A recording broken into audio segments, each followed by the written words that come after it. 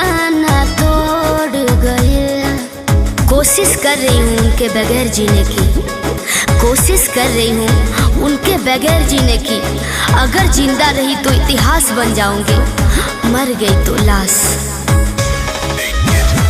जे वादा कइल समझिए के वो मोरे के कगार पे छोड़ गए।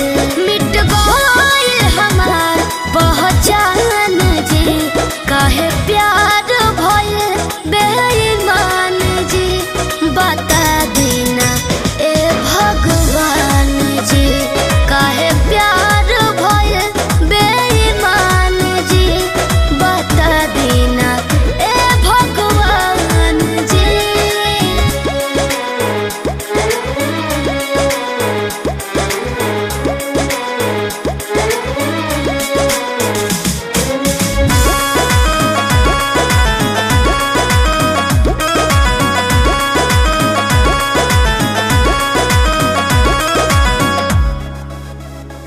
दिल माने नाही मनोलोप, मन से मन मीत जुदा भइले।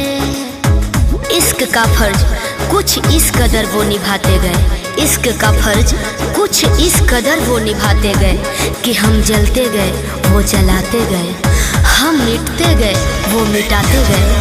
काहे थमता सांस पी के, गलती हमरा से का भइले। दूर भइले विजय चौहान जी, काहे प्यार भइल बेईमान जी।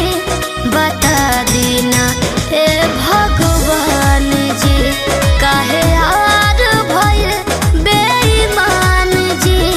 बता देना ए भगवान जी, काहे प्यार